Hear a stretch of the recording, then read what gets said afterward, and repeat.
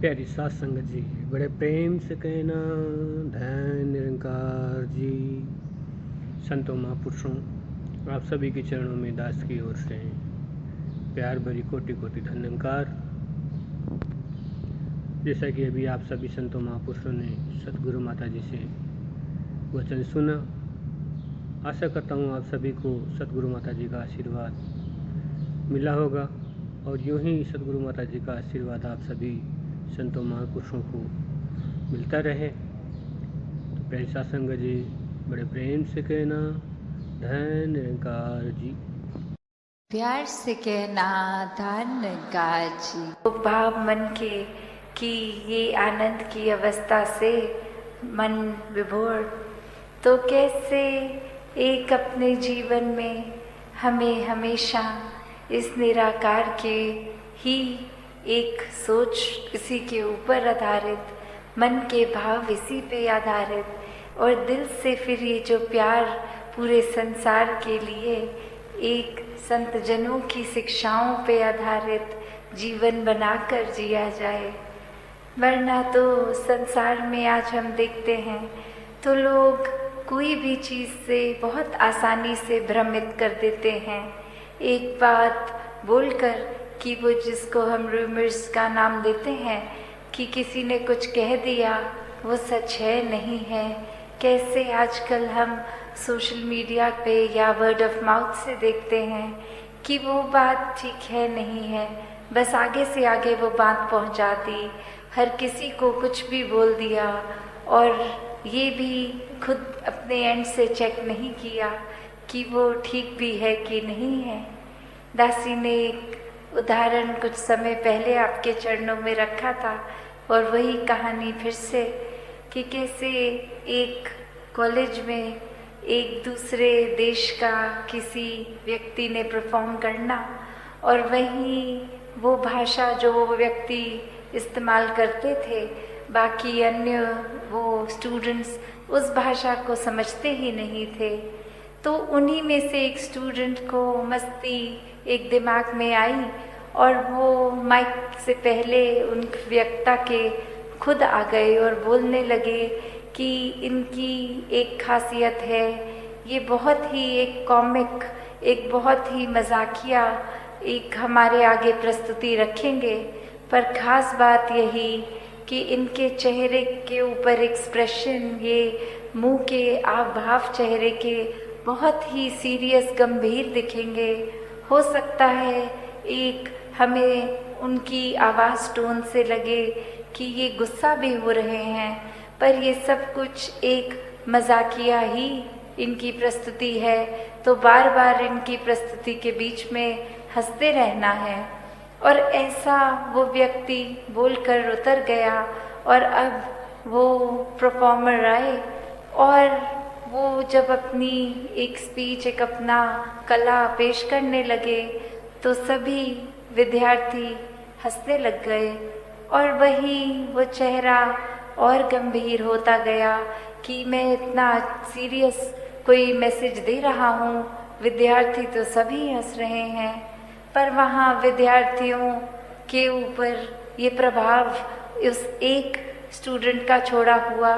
कि इसमें तो हंसना ही है और पूरी परफॉर्मेंस में वो कहीं ना कहीं अपने आप से बीच में हंसते चले गए और अब वो परफॉर्मर अंत में इतना उसमें गुस्सा आ गया, वो स्टेज को ही छोड़कर चला गया और उसके एग्जिट पे भी विद्यार्थी और ज़ोर से हंस रहे। तो वो भाव क्या कि एक व्यक्ति ने कैसे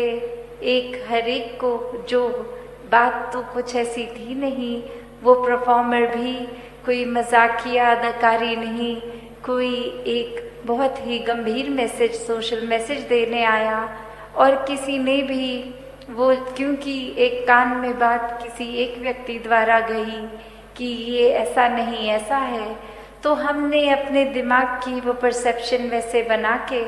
उसी के ऊपर अपने मन के भावों को मोड़ लिया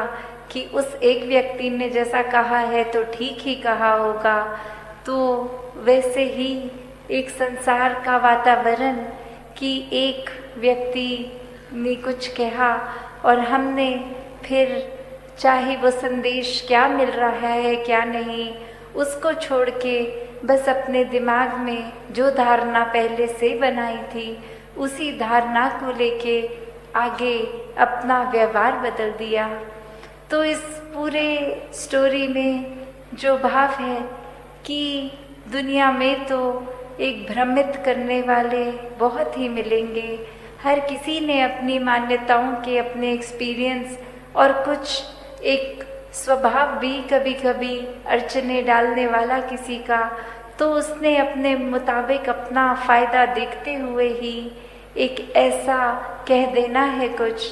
तो वो एक भ्रमित करने वाले तो हैं, पर वो गलती किसकी आती है जो वो भ्रम में पड़ जाए। जब हम ब्रह्मपुरुष होकर एक ब्रह्मज्ञानी होकर तो भी अगर हम भटक जाते हैं किसी के कुछ कहने पे,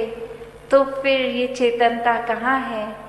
अगर हम इस स्टोरी के केस में देखें तो फिर भी वो स्कोप हो सकता है कि वो भाषा नहीं समझते थे तो किसी ने जो कह दिया उसी को ही सच्चाई मान ली। यहाँ तो हम वैसे सब बुद्धिजीवी, ये चेतनता रखने वाले, फिर भी एक अपनी बुद्धि को परे रखकर अक्सर अफवाहों में पड़ जाते हैं। एक आगे से आगे वो कुछ ना कुछ मैसेज दे देते हैं। तो कैसे हमें हर समय ये अलर्टनेस, ये चेतनता, क्योंकि ब्रह्मज्ञानी है तो एक ब्रह्मज्ञानी होने का एक ड्यूटी, ये रिस्पॉन्सिबिलिटी भी है कि हर समय की चेतनता होनी है। ये ब्रह्मज्ञानी होने का मतलब ये नहीं कि हम इस जहाँ निराकार के आश्रय, इसके रंग में रंगे हर समय एक आराम से इसी के रंग में आराम से तैरते हुए हैं, गोइंग विद द फ्लो वाली भाव। तो फिर भी ये चेतनता तो एक कैरेक्टरिस्टिक है ब्रह्मज्ञानी का। ये कहीं भी नहीं है कि अगर आप एक भोले संत हैं, एक ब्रह्मज्ञानी हैं, तो आप चेतनता का प्रयोग नहीं करेंगे। नहीं, संत स्वभाव ही चेतनता का उसमें योगदान होता है कि संत कभी भी ऐसा कोई कार्य नहीं करते जो इस निराकार। तो ऐसा जीवन जब भक्त जीते हैं तो वाकई ही वो संसार के लिए वरदान बन जाते हैं, और ऐसा ही जीवन हर एक के लिए जीना संभव है। तो क्यों ना, अगर हम मनुष्य हैं तो अपने मानवीय गुणों से ही मनुष्य कहलाए, ना कि सिर्फ मनुष्य के आकार का शरीर है इसलिए मनुष्य हूँ। तो जब आज जैसे बात भी की जाती है कि आज वर्ल्ड एनवायरनमेंट डे है, किस तरह ये प्रकृति को भी, जो इस कादर की कुदरत है, इसको भी हर एक ने जहाँ निखारते चले जाना है। एक हम दिनचर्या में अगर सोचे कि कितना कचरा फैलाते हैं, किस तरह वो वेस्टेज भी ना हो, वो पोल्यूशन भी ना हो, वो एक किस तरह से हम मैनेज अच्छी तरह कर पाए, ताकि जब इस संसार में आए थे तो जितनी खूबसूरत धरती थी, जब इस संसार को छोड़ के जाए तो भी उससे ज़्यादा ही सुंदर इस कुदरत को कर सकें। किस तरह हम अपना बिट, चाहे वो पानी, बिजली इत्यादि, जो भी हम एक अपने नीड के अनुसार बस उतना ही इस्तेमाल करें, उसको फजूल खर्च ना करें। कैसे एक बात हमेशा, जो आज भी सत्संग में महापुरुषों ने दोहराई थी कि ये मिशन का स्लोगन भी, कि प्रदूषण मन के अंदर हो या बाहर हो, दोनों ही हानिकारक है। तो अंदर बाहर कौन सी प्रदूषण है? बाहर तो चलो हम कह सकते हैं कि एक सांस लेने के समय प्रदूषण। प्यारी सात संगत जी, बड़े प्रेम से कहना धन निरंकार जी, संतों महापुरुषों, आप सभी के चरणों में दास की ओर से प्यार भरी कोटि कोटि धन्यवाद। जैसा कि अभी आप सभी संतों महापुरुषों ने सतगुरु माता जी से वचन सुना, आशा करता हूँ आप सभी को सतगुरु माता जी का आशीर्वाद मिला होगा और यूं ही सतगुरु माता जी का आशीर्वाद आप सभी संतों महापुरुषों को मिलता रहे। तो प्रेम सासंग जी बड़े प्रेम से कहना, धन निरंकार जी।